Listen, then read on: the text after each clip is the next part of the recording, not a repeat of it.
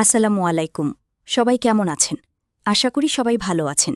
আজ আপনাদের জন্য নিয়ে এসেছি গল্পের ৬ নম্বর পর্ব। আশা করি গল্পটি আপনাদের ভালো লাগবে। তাহলে চলুন শুরু করা যাক।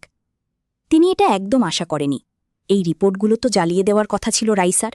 তাহলে এগুলো এখানে কেন? পুরো প্ল্যান ভেস্তে গেল। এখন এখন কি হবে? যেটার জন্য এত লোক চুরি সেটাই তো প্রকাশে চলে আসলো। এখন কি করব আমি? ও যদি আমাকে জিজ্ঞেস করে তার উত্তরে কি বলবো আমি? দরজার কাছে দাঁড়িয়ে মা মনে মনে ভাবছে। আমি কান্না করছি দেখে মা আর দাঁড়িয়ে থাকতে পারল না। মা মনে সাহস নিয়ে দৌড়ে এসে আমাকে জড়িয়ে ধরে বলে, কিচ্ছু হয়নি, তুই এসব নিয়ে ভাবিস না, সব ঠিক হয়ে যাবে, আমরা তো আছি নাকি। আমি কান্না করতে করতে বললাম, এগুলো কি মা? মা বলে, তুই একটু শান্ত হ, আমি তোকে বুঝিয়ে বলছি। আমি বললাম, এত বড় একটা কথা তোমরা আমার থেকে কেন লুকলে? আমাকে কেন বললে না? তার মানে রাফিও জানত? মা বলে, মারে আমি যা করেছি তোর ভালোর জন্য করেছি। আমি চেঁচিয়ে বললাম, ভালো? কিসের ভালো? তোমরা কেউ আমার ভালো চাওনি। যদি চাইতে তাহলে আমাকে জানাতে, এভাবে আমার থেকে লুকিয়ে যেতে না। মা বুঝতে পারল এখন আমাকে বোঝালেও আমি বুঝব না, তাই মা চুপচাপ আমাকে জড়িয়ে ধরে দাঁড়িয়ে রইল। অনেকক্ষণ কান্না করে আমি এখন ক্লান্ত হয়ে পড়েছি। তারপর মাকে ছেড়ে দিয়ে বিছানায় শুয়ে পড়লাম। মা এবার হন্তদন্ত হয়ে রুম থেকে বেরিয়ে গেল রাফিকে ফোন করবে বলে। রুম থেকে বেরিয়ে একদম বাহিরে চলে গেল। বাহিরে গিয়ে রাফিকে ফোন দিল। হঠাৎ ওর ফোনে এই অসময়ে কল আসাতেই চিন্তায় পড়ে গেল, কারণ এই সময় কখনো কেউ ফোন করে না ওকে। রাফি দেরি না করে ফোন রিসিভ করে মাকে সালাম দিল। মা সালামের উত্তর দিয়ে বলে, বাবা তুমি কোথায়? রাফি বলে, মা আমি তো অফিসে। কেন, কি হয়েছে? সব ঠিক আছে তো? ওর কোনো কিছু হয়নি তো? মা বলে, বাবা এদিকে তো সর্বনাশ হয়ে গেছে। মায়ের কথা শুনে রাফি ব্যস্ত হয়ে বলে, মা থেমে থেমে কথা বলবেন না, কি হয়েছে আমাকে তাড়াতাড়ি জানান প্লিজ মা। মা বলে, বাবা মেডিকেলের রিপোর্টগুলো ওর হাতে লেগে গেছে। মায়ের কথা শুনে যেন রাফি আসমান থেকে পড়ল। বেশ অবাক হল।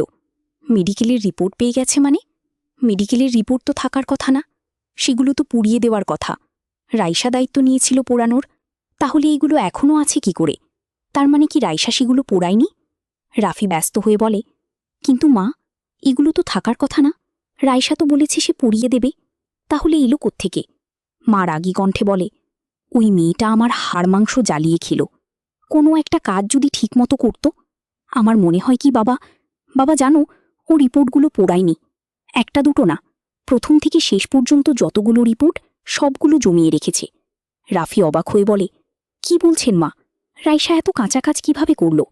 মা বলে, আমি জানি না বাবা, এখন কি হবে সেটাও জানি না। ওর বাবাও এই সম্বন্ধে কিচ্ছু জানে না। এখন যদি দোকান থেকে এসে সব শুনে তাহলে কি হবে বুঝতে পারছো? রাফি বলে, কিচ্ছু হবে না, আমি এখনই আসছি টাঙ্গাইল। তবে মা প্লিজ, আপনার কাছে আমার একটাই অনুরোধ, আমি না আসা পর্যন্ত ওকে চোখে চোখে রাখবেন। 1 সেকেন্ডের জন্য ওর পাশ থেকে নড়বেন না। খুব জেদি কিনা, তাই খুব ভয় হয় যদি কোনো কিছু করে ফেলে। মা আপনি যে করেই হোক ওকে চোখে চোখে রাখুন, আমি আসছি। এই বলে রাফি ফোন কেটে দিয়ে বসের সাথে কথা বলে ছুটি নিয়ে বেরিয়ে পড়ে। আমাকে নিয়ে ওর খুব টেনশন হচ্ছে এখন, জিদের বসে কিছু করি না ফেলি। রাস্তায় জ্যাম থাকার কারণে প্রায় অনেকটা সময় লেগে গেল আমাদের বাড়ি আসতে। দুপুর 2টো নাগাদ আমাদের বাড়িতে এসে পৌঁছাই। এদিকে আমি কান্না করতে করতে তখন ঘুমিয়ে পড়েছিলাম, তাই কি হয়েছে না হয়েছে কিছুই বলতে পারবো না। রাফি হাতে একটা ফাইল নিয়ে ড্রয়িং রুমে এসে বসেছে মাত্র। ঠিক তখনই আমি ঘুম থেকে উঠি খোলা চুলগুলো হাতের মধ্যে পেঁচাতে পেঁচাতে রুম থেকে বের হই। আমাকে বের হতে দেখি রাফি চট করে উঠে দাঁড়ায়। পাশে বাবা মা দুজনেই বসে আছে। বাবাও কিছুক্ষণ হলো দোকান থেকে এসেছে, বাবা এখনও কিছু জানে না। এদিকে আমি রাফিকে দেখা মাত্রই থমকে দাঁড়িয়ে গেলাম। হাতের মধ্যে এখনও চুল প্যাঁচিয়ে মাথার উপর ধরে রেখেছি বাঁধার জন্য। আমি তো পুরোই অবাক, ও কখন এলো? আরে কি অবস্থা হয়েছে ওর, চোখ মুখ শুকিয়ে কি অবস্থা! ওকে দেখে মনে হচ্ছে এই 2 সপ্তাহ নাওয়া খাওয়া ঘুম সব ছেড়ে দিয়েছে। চোখের নিচে কালির প্রলেপ পড়েছে। ওকে দেখে আমার বুকের ভেতরটা মোচড় দিয়ে উঠল। এদিকে রাফি আমাকে দেখে নিজেকে আর ধরে রাখতে পারে না।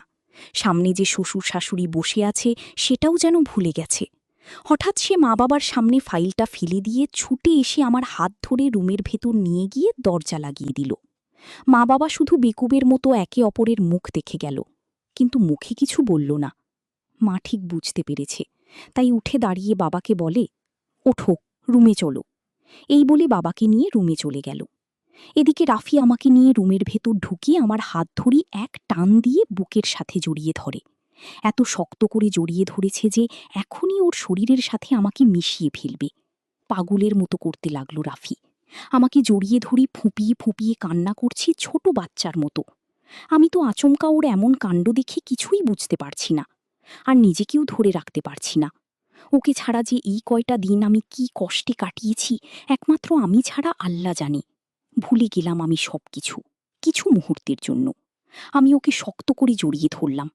এদিকে রাফি পাগলের মতো করছে। আমার কপালে গালে ঠোঁটে চুমু খেতে লাগলো পাগলের মতো। ওর চোখের পানি আমার মুখে টপ টপ করে পড়ছে।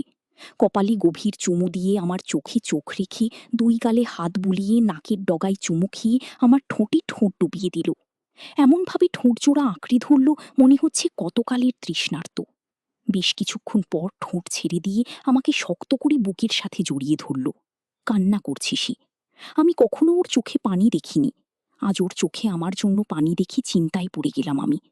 আমি কি ওকে ভুল বুঝি ভুল করলাম? যা দেখেছি নিজের চোখে সেটা সত্যি নয়, কিন্তু কিভাবে? নিজের চোখে দেখেছি আমি, সেটা মিথ্যা হয় কি করে? ভাবনায় ছেদ পড়ল রাফির কথায়। রাফি বলে, কেন আমাকে ছেড়ে চলে এসেছো তুমি? তুমি জানো তোমাকে ছাড়া এই কয়টা দিন আমার কতটা কষ্টে কেটেছি? আমি নিরুত্তর, কিছু বললাম না। রাফি বলে, কি হলো, কথা বলছো না কেন? আমি তারপরও কিছু বললাম না। রাফি এবার আমাকে ছেড়ে দিয়ে আমার দুই চোখের পানি মুছে কপালে একটা চুমু দিল। এত কিছুর মাঝে ভুলেই গেছি রিপোর্টের কথা। হঠাৎ মনে পড়ল রিপোর্টগুলো বিছানার ওপর বালিশের কাছেই ছিল। আমি এবার রিপোর্টগুলো হাতে নিয়ে ওর সামনে ধরে বললাম, এগুলো কি? এত বড় একটা কথা তোমরা সবাই মিলে আমার থেকে লুকিয়েছ, কিন্তু কেন? আমাকে বললে কি এমন ক্ষতি হতো? রাফি আমতা আমতা করে বলে, আরে আমি তো ভুলেই গেছি তোমার নতুন রিপোর্ট এসেছে, চলো সেটা দেখবে। আমি বুঝতে পারলাম রাফি কথা এড়িয়ে যেতে চাইছে। আমি বললাম, একদম কথা ঘোরানোর চেষ্টা করবে না। আমি যেটা জানতে চাইছি সেটা আগে আমাকে বল, তারপর অন্য কথা। রাফি আমার হাত ধরে রুম থেকে বেরিয়ে ড্রয়িং রুমে এসে মা বাবাকে ডাকতে লাগল। রাফি বলে, মা, আপনারা কোথায়? একটু বাহিরে আসবেন, কথা আছে। এবার মা বাবা রাফির ডাক শুনে দুজনেই বেরিয়ে এলো। রাফি বলে, আপনারা বসুন। তারপর আমাকে বসিয়ে রাফি আমার পায়ের কাছে নিচে মেঝেতে বসে পড়ে। এটা দেখে মা বাবা দুজনেই বলে, আরে বাবা, তুমি শুধু শুধু মেঝেতে বসছ কেন? উপরে উঠে বসো। রাফি বলে, না মা, আমি এখানে ঠিক আছি। তারপর নিচে থেকে ফাইলটা উঠিয়ে মাকে বলে, মা, এটা ওর নতুন রিপোর্ট। এবার আমি কথা না বলি থাকতে পারলাম না। আমি চেঁচিয়ে বললাম, কি হচ্ছে এসব? আমাকে কেউ বলবে? আমি যেটা জানতে চাইছি সেটা কেউ বলছে না কেন? এত বড় কথা আমার থেকে লুকানো হলো কেন? এবার বাবাকে উদ্দেশ্য করে বললাম, বাবা, তুমি নিশ্চয়ই সবই জানো, তাহলে তুমি আমাকে বললে না কেন? বাবা তো নীরব অবাক হয়ে তাকিয়ে আছে। আমি কি জানতে চাইছি সেটা বাবাও জানে না। বাবা বলে, তুই কি বলছিস? আমি কিছুই বুঝতে পারছি না মা, কি লুকিয়েছি তোর থেকে? আমি রাফিকে বললাম, তুমি তো সবটা জানতে, তাহলে কেন আমাকে বললে না?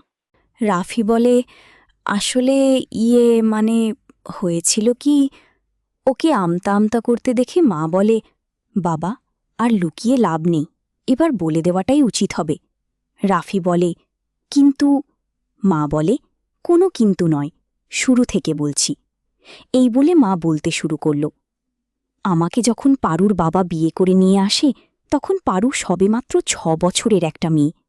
যেদিন বিয়ে করে এই বাড়িতে পা রাখি সেদিন তোমার শ্বশুর আমার হাতে পারুর হাত ধরিয়ে দিয়ে বলে, এ হচ্ছে আমার একমাত্র মেয়ে। আমি এটা বলবো না যে আমার মেয়েকে দেখভাল করার জন্য তোমাকে বিয়ে করেছি। আমি তোমাকে বিয়ে করে এই বাড়িতে এনেছি এই পুরো সংসারের দায়িত্ব নেওয়ার জন্য। তার সাথে আমাদের বাপ মায়ের দায়িত্ব তোমাকে নিতে হবে। আমার মেয়েটা যেন কখনো মায়ের অভাব না বুঝি। সেদিন থেকে পারো আমার মেয়ে। কিন্তু কথায় আছে না, সৎমা নাকি কখনো আপন মা হতে পারে না। সৎমা যতই আদর করুক সেটা মানুষের চোখে পড়ে না। সৎমা যদি একটু ধমকায় বা বকা দেয় তাতেই সৎমা খারাপ। আচ্ছা, আপন মারা কি সবসময় আদর করে? তারা কি বকা দেয় না, মারধর করে না? এটা কারো চোখে পড়ে না, কারণ সে আপন মা, আর আমরা কিছু করলেই আমরা সৎ মা। যাগে সেসব কথা। এই বাড়িতে আসার বছর না ঘুরতেই রাইসার জন্ম হল। দুজনেই বেশ বড় হতে লাগল। পারু যখন ১৪ বছরের, তখন রাইসা ৬ বছর শেষ করে ৭ বছরে পা দেয়। একদিন হয়েছে কি, আমি তো রান্নাবান্না নিয়ে ব্যস্ত। তখন তোমার শ্বশুর সরকারি চাকরি করত, তাই তিনি তখন অফিসে। এদিকে পারু আর রাইসা দুজনে আমবাগানে খেলা করছে। তখন ছিল আমের সিজন। গাছে গাছে কাঁচা পাকা আম ঝুলছে। পারু কোনোদিনও গাছে উঠতে পারত না। এদিকে রাইসা সে গাছে ওঠার উস্তাদ। অন্যদিকে দুই বোনের আম খাওয়ার শখ হল। তাই দেরি না করে রাইসা আম পাড়ার জন্য আম গাছে উঠে পড়ে। আম পেড়ে সবে নামতে যাবে, তখনই ঘটল অঘটন। রাইসার পা পিছলে গেল। এত উপর থেকে ছোট বোন যদি মাটিতে পড়ে, তাহলে তো ও মরে যাবে। তাই পারু ছুটে গেল পড়ে যাওয়া বোনকে ধরতে। কিন্তু গাছের নিচে মোটা মোটা গাছের শিকড় বেরিয়ে আছে। তাতেই উষ্টা খেয়ে পারু মোটা মোটা এঁকে বেঁকে যাওয়া শিকড়ের উপর পড়ে গেল। সাথে মাথা গিয়ে জোরে বাড়ি খেল গাছের সাথে। এদিকে রাইসাও গাছের উপর থেকে সোজা এসে পড়ল পারুর উপর। তাতে করে রাইসা ততটা ব্যথা পায়নি যতটা ব্যথা পারু পেয়েছে। গাছের সাথে বাড়ি খেয়ে প্রথমে তো মাথা ফেটে গেছে, তার উপর পেটে প্রচুর আঘাত পায়। পুরো পেটে রক্ত জমাট বেঁধে নীল বর্ণ ধারণ করেছে। সাথে সাথে পারু অজ্ঞান হয়ে যায়। তারপর ওকে হসপিটালে নেওয়া হয়। সেখানে নেওয়ার পরই ওর চিকিৎসা শুরু হয়। পুরো বডি চেক আপ করানো হয়, সাথে এক্সারাও করানো হয়। এক্সারার রিপোর্ট ২ দিন পরে আসবে। যেদিন রিপোর্ট আসলো সেদিন তোমার শ্বশুর ছিল না। তিনি বাসায় গিয়েছিলেন আমাদের জন্য কিছু খাবার আনতে। তাই ডাক্তার এক্সারা আমার হাতে দিয়ে ওর সমস্যার কথা বলে। ডাক্তারের কথা শুনে আমার মাথা ঘুরে গেল। দাঁড়িয়ে থাকতে পারলাম না, ধপ করে চেয়ারে বসে পড়লাম। নিঃশব্দে চোখ দিয়ে জল পড়ছে। আমার মেয়েটার একই সর্বনাশ হল। মাকে থামিয়ে দিয়ে বাবা বলে, রিপোর্ট? কিসের রিপোর্ট? কই, তুমি তো আমাকে কোনো রিপোর্ট দেখাওনি বা কখনো বলনি। আর রিপোর্টে কি এমন এসেছিল আমাকে একটু বলবে? মা বলে, ডাক্তার বলেছিল পেটের আঘাত শুধু ওপরে নয়, পেটের ভেতরেও ইনফেকশন হয়েছে। মানে যেখানে বাচ্চা সৃষ্টি হয়, মানে যেটাকে বাচ্চাদানি বলে, সেটা গুরুতর আঘাতগ্রস্ত হয়েছে, যার ফলে সেটাকে অপারেশন করে কেটে ফেলে দিতে হবে। ডাক্তারের কথা শুনে আমি তাকে বললাম, এটা কি বলছেন ডাক্তার? ওটা কেটে ফেলে দিলে তো আমার মেয়ে কোনোদিনও মা হতে পারবে না। এছাড়া কি আর অন্য কোনো উপায় নেই? তখন ডাক্তার বলে, আছে, তবে তাতে অনেক খরচ হবে। অপারেশন করালে ১,২,০০,০০০-এর মতো খরচ হবে। আর যদি নর্মালি চিকিৎসা করাতে চান, তাহলে প্রত্যেক দিন মেডিসিন চালিয়ে যেতে হবে। তারপর ৬ মাস অন্তর অন্তর একটা করে ইঞ্জেকশন দিতে হবে। আমি বললাম, তাহলে সেটাই করে দেন। ডাক্তার বলে, তবে তাতে অনেক টাকা খরচ হবে। একটা ইঞ্জেকশন ৪০-৫০ হাজারের কাছাকাছি দাম হবে। আর প্রতিদিন যে ওষুধ খাওয়াতে হবে তার দাম মাসে কম করে হলেও ১৫ থেকে ২০ হাজারের কাছাকাছি। আর এটা কন্টিনিউ করে যেতে হবে কয়েক বছর। ৬ মাস অন্তর অন্তর একবার করে চেক আপ করাতে হবে। বুঝতে পারছেন আপনি কত খরচ হবে? এটা শুনে আমি দ্বিধায় পড়ে গেলাম, কারণ এত টাকা খরচ করার মতো সামর্থ্য আমাদের নেই। অপারেশন করার মতো সামর্থ্য থাকলেও সেটা আমি কখনোই করাবো না। এতে করে যে নিজের মেয়ের জীবন নষ্ট হয়ে যাবে। এবার বাবা রাগে ফেটে পড়ে। এত বড় কথা তার থেকে কেন লুকানো হলো তার জন্য। বাবা বলে, তুমি আমার থেকে এত বড় কথা লুকিয়ে গেলে কেন? মা বলে, কি করতাম আমি বলো? এমনিতেই মা মরা মেয়েটাকে নিয়ে তুমি সবসময় টেনশনে থাকো, তার উপর এগুলো শুনলে তুমি আরও টেনশনে পড়ে যেতে। তাই আমি বাধ্য হয়ে কাউকে কথাটা বলিনি। তবে আমি কম বেশি ওর মেডিসিন চালিয়ে গিয়েছিলাম, কিন্তু ইঞ্জেকশন দেওয়াতে পারিনি। এভাবে দিনগুলো পার হতে লাগলো। দেখতে দেখতে পারু বড় হলো। এরপর বিয়ের জন্য চারিদিক থেকে পাত্র আসতে লাগলো। যত পাত্র পারুকে দেখতে এসেছে সবারই পারুকে পছন্দ হয়েছে, কিন্তু আমি মিথ্যে বলে মেয়েকে বিয়ে দিতে চাইনি। তাই আমি তাদেরকে সত্যিটা বলতাম। তাতে করে পারুর বিয়ে ভেঙে যেত। ওর বিয়ে হচ্ছে না এটার জন্য আমার কোনো মাথা ব্যথা নেই, কিন্তু মিথ্যে বলেও মেয়েকে বিয়ে দিতে পারতাম। তাতে কি হতো? ২-৩ বছর মেয়েটি সুখী শান্তিতে সংসার করত।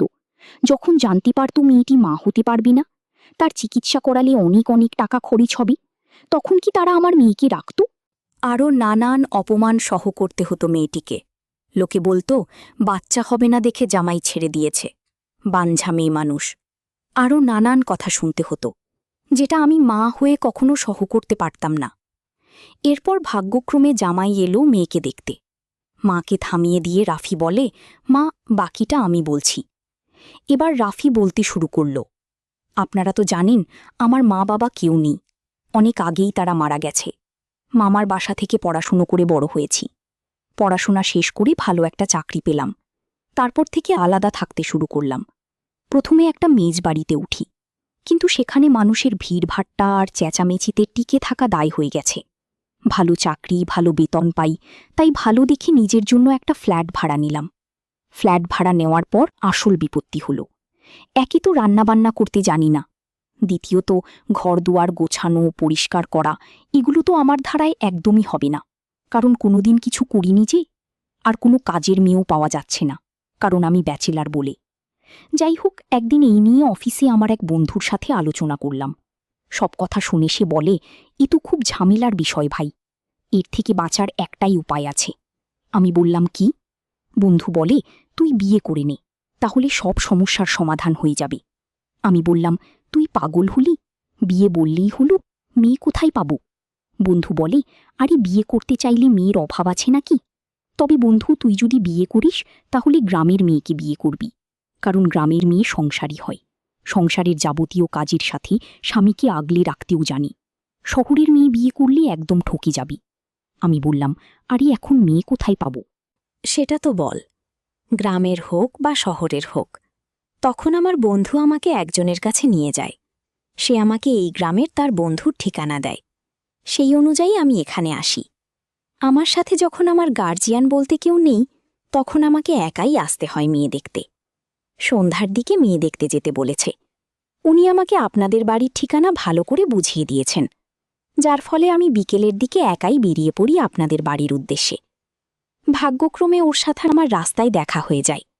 তখন আমি ঘুণাক্ষরেও জানতাম না ওকে দেখতে যাচ্ছি।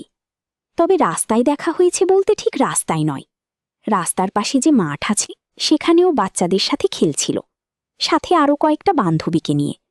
আমি গাছতলায় দাঁড়িয়ে ওরা যে খেলছে সেটা দেখছি। ওদের খেলা দেখছি বললে ভুল হবে, আসলে আমার পুরো নজর ছিল ওর উপর। বেশ কিছুক্ষণ দাঁড়িয়ে দেখতে লাগলাম। হঠাৎ ওর চোখে পড়ল সেটা, যে আমি ওর দিকে তাকিয়ে আছি। এবার সে তেড়ে আসে আমার দিকে। প্রথমে আমি একটু ভেবাচাকা খেয়ে যাই। ও আমার সামনে এসে কোমরে হাত দিয়ে বলে, আপনি এভাবে তাকিয়ে আছেন কেন? কোনোদিন কি মেয়ে মানুষ দেখেননি? ওকে দূর থেকে দেখে চোখ সরাতে পারছিলাম না, আর এখন তো একদম আমার সামনে দাঁড়িয়ে। তাই আমি অবাক হয়ে ওর মুখের দিকে তাকিয়ে রইলাম। ওর কথার কোনো উত্তর দিলাম না। ও আমাকে আবার বলে, কি হলো, কথা বলছেন না কেন? এভাবে হাঁ করে কি দেখছেন? এবার আমি স্বাভাবিক হয়ে বললাম, কই কিছু না তো, আমি তো ব্যাস খেলা দেখছিলাম। ও আমাকে পা থেকে মাথা পর্যন্ত জরিপ করে বলে, এই গ্রামে তো আগে কখনো দেখিনি আপনাকে। তা কি আপনি, কোথা থেকে এসেছেন? আমি বললাম, এখানে এক আত্মীয়র বাড়িতে এসেছি। আমার কথা শুনে ও আমাকে বলে, তা মশাই, এখানে না দাঁড়িয়ে থেকে বাড়ি ফিরে যান, কারণ সন্ধ্যা হতে চলেছে। এভাবে গাছের নিচে একা দাঁড়িয়ে থাকলে গাছভূত ধরবে। ওর কথা শুনে আমি মুচকি হেসে বললাম, গাছভূত? সেটা আবার কি, দেখতে কেমন? সে বলি, গাছভূত আছে কিনা জানি না, তবে পিতিনি আছে, সে একবার ঘাড়ে বসলে আর ছাড়বে না। আমি হেসে বললাম, আচ্ছা তাই নাকি? সে বলে, হ্যাঁ তাই, তাই বলছি বাড়ি চলে যান। এই বলে ওরা চলে যেতে লাগল।